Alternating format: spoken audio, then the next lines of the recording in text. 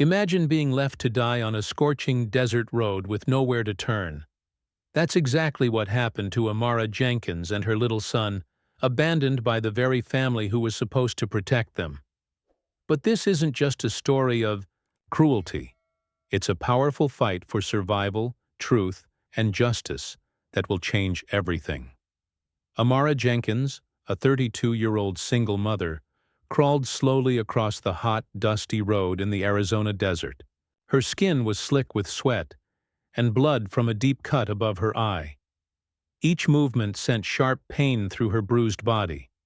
Beside her, her 7-year-old son Nathan whimpered softly, his face swollen and tear-streaked. A fresh, bleeding cut on his forehead made her stomach twist with worry. The sun beat down like a fiery hammer, making the black asphalt shine and shimmer under the scorching 104-degree heat. The air felt heavy and dry, making every breath a struggle. Their throats were parched, mouths cracked and dry. Amara's voice was barely a whisper as she begged, "Please, someone, help us." Just 20 minutes ago, she had been inside the Grand Patterson mansion, the cold, expensive house she called home after her husband David died in a car crash 6 months earlier. But now, that place felt like a prison of cruelty. The Patterson family, her late husband's wealthy and proud family, had turned their backs on her and Nathan. They threw them out of the car like trash. Eleanor Patterson, the bitter mother-in-law, had spat venomous words at her as the car came to a stop on this lonely desert road. "You were never good enough for our son," Eleanor yelled, her voice harsh and cold like ice. Then the car doors slammed shut. The engine roared, and the family drove away without looking back. Amara had once been proud, a respected literature teacher with a master's degree. She loved books, stories, and teaching children to dream. But now, those dreams felt crushed beneath the hot sun and painful reality. The Pattersons, a traditional white family with deep roots and old beliefs, had never accepted her, not because of who she was, but because of the color of her skin. She wrapped her arms tightly around Nathan, trying to protect him from the scorching heat and the world's cruelty. Around them stretched a vast, empty desert. No houses, no cars, no people, just endless sand and sky.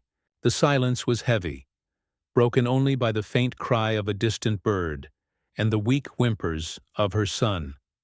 Her heart hammered in her chest, filled with fear, pain, and desperation. Without water, without help, and with the sun beating down, Amara knew their time was running out. Yet she forced herself to keep going, whispering to Nathan, "Hold on, my love. We will get through this. I promise." Nathan's small lips were cracked and dry, barely able to form words. "Mommy, I'm thirsty," he whispered, his voice so soft it was almost lost in the hot wind. Amara held him close, feeling his tiny body shake with weakness. She knew their chances were slipping away with every passing minute under the fierce sun. The heat waves rising from the road made the black asphalt shimmer, creating the cruel illusion of water in the distance, like a cruel mirage teasing them with hope that wasn't real. Amara's throat felt like sandpaper, and her eyes burned from exhaustion and worry. Her mind drifted back to the painful memories of the past few weeks. After David's sudden death, the Pattersons had changed. Their smiles disappeared, replaced by cold stares and bitter words. They pressured her to sign papers that would take Nathan away from her care, her love. That very morning, she overheard Eleanor and her family whispering about sending her away, keeping Nathan for themselves. Just when all hope seemed lost, the sound of an engine broke the silence. A sleek black Range Rover rolled slowly down the empty desert road toward them. Amara's heart jumped, but fear held her back. Asking strangers for help had never been easy, but with Nathan so weak, she had no choice. The car stopped, and a tall man stepped out. His dark skin glowed warmly under the sun, and his gray hair showed wisdom beyond his years. He wore simple jeans and a plain shirt, nothing like the fancy car he drove. His calm eyes met hers with kindness, and something inside Amara felt a flicker of hope. "You need help," he said gently, not as a question but a fact. Amara nodded, clutching Nathan tighter, her voice trembling as she said, "Yes, please. I'm Marcus Reynolds," the man said softly. "I have water and a first aid kit in my car. I'll take you to the hospital." His calm and steady presence was like a lifeline in the desert's cruel heat. Marcus moved slowly toward them, his steps calm but sure. He reached into his bag and pulled out a bottle of water, handing it gently to Nathan first. The little boy's lips were cracked and dry. He took the bottle with trembling hands and drank small, desperate sips. Marcus's eyes softened for a moment, full of quiet concern. "That cut on your forehead. It's deep. You'll need stitches to stop the bleeding," Marcus said softly but clearly, turning to Amara. "And you both are showing signs of heat, exhaustion. You look weak and dehydrated. We need to get you to a hospital fast." Amara's hands shook as she took the water from Marcus, feeling relief mixed with exhaustion. But when she looked up at him, she noticed something different in his eyes. There was no pity or judgment there, only understanding, like he'd faced his own battles and pain. It gave her a strange but powerful hope, as if someone truly saw her struggle and wanted to help. Behind them, the large, cold Patterson mansion stood tall on the hill, like a silent judge.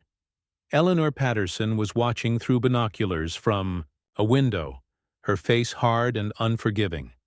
She was sure that Amara and Nathan wouldn't survive the harsh desert heat and injuries. Beside her, Richard Patterson poured himself a glass of whiskey, calm and confident. Their cruel plan to erase Amara and take Nathan away seemed to be working perfectly. But what they didn't know was that this chance meeting on the roadside, the kindness of Marcus and Amara's fierce will to survive, was only the beginning.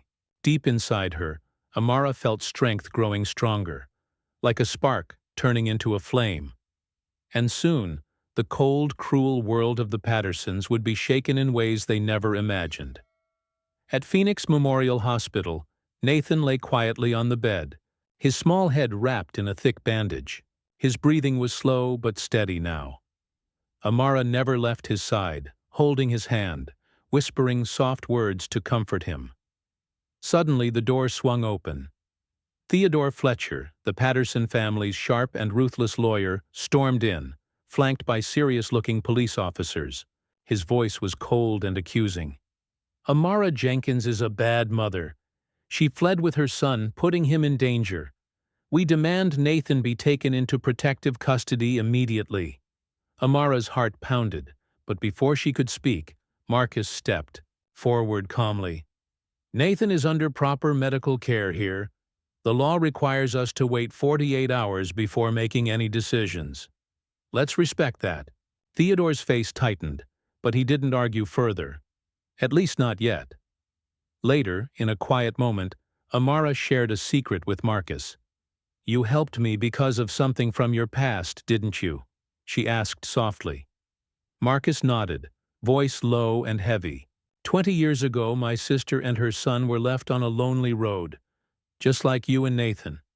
No one stopped to help. They didn't make it." Amara's eyes filled with tears. "I won't let that happen to us." Determined, Amara hired Zoe Washington, a sharp, fearless lawyer known for fighting tough battles. At their first meeting, Zoe listened carefully as the Patterson family's team fired accusations, calling Amara a liar, accusing her of stealing, and even suggesting she wasn't mentally stable. But Zoe wasn't fooled. Amara reached into her bag and pulled out a small USB drive. "This has everything," she said firmly. "Secret recordings of their plans to throw us out, fake papers, and their scheme to take Nathan away." Zoe's eyes narrowed as she plugged in the USB. The truth was finally coming to light. After leaving the hospital, Amara found a small, safe apartment where she and Nathan could stay. Nights were long and quiet, but Amara stayed busy, working hard to gather proof against the Patterson family's lies. She wasn't alone. Carmen Diaz, the Pattersons' former housekeeper, had secretly reached out to Amara. Carmen had left the mansion after years of watching the family's cruelty and abuse. She cared deeply for Nathan, often watching him so Amara could focus on building her case. While the Pattersons believed Amara was weak, ready to give up in exchange for money, Marcus saw something different. He watched her grow stronger every day, her eyes filled with fire and determination. Amara began reaching out to others who had been hurt by the Patterson family, former workers who had been treated badly, business partners who had been cheated, even neighbors who had witnessed their harsh ways. One by one they stepped forward, ready to speak out. Together, Amara and her new allies formed a powerful group. They weren't just fighting for her and Nathan, they were standing up to the rich family's lies and cruelty. The battle was just beginning, and this time, Amara would not be alone. The big day had finally come, the custody hearing at the Maricopa County Courthouse. The Patterson family arrived dressed sharply, full of confidence. Eleanor Patterson smiled coldly as she shook hands with the judge, a family friend. Richard Patterson nodded at important guests, sure they had the win in the bag. Amara walked in quietly, but her heart was strong. Beside her were Zoe, her fierce lawyer, and Marcus, her calm supporter. Eleanor's eyes flicked to Amara and sneered, whispering insults about her messy clothes and tired face. The judge called the case to order. The Patterson family's lawyer spoke first, saying Amara was an unfit mother and asked the judge to give them temporary custody of Nathan. Everyone expected Zoe to fight back right away. But Zoe surprised the courtroom. She asked the judge to hold off on arguments and watch a video first, a video that would change everything. The screen showed clear security footage. Eleanor and Richard yelling at Amara, threatening her, even pushing her. Emails appeared, revealing plans to fake psychological reports to make Amara look unstable. Then Nathan, now bandaged but brave, stepped forward. In a soft but strong voice, he told the court about the harsh cruelty of his grandmother and the frightening violence of his grandfather. Eleanor's face turned pale. Richard's eyes dropped to the floor, silent for the first time. Zoe stood tall and declared, "We are filing criminal charges, assault, forgery, and attempted murder."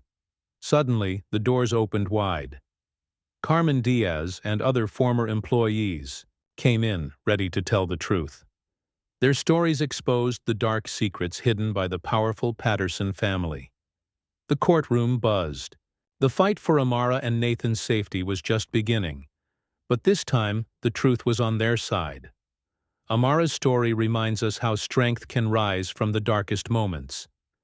No matter how hard life pushes us down, fighting for what's right can change everything. Nathan's safety and their future were once in danger, but courage, truth, and the help of kind people brought them hope and justice. If you've ever faced unfairness or seen someone treated badly, remember Amara's story. Stand up, speak out, and help those who can't fight alone. Share this story to spread hope and remind the world that kindness and courage can beat cruelty. Together, we can make a difference.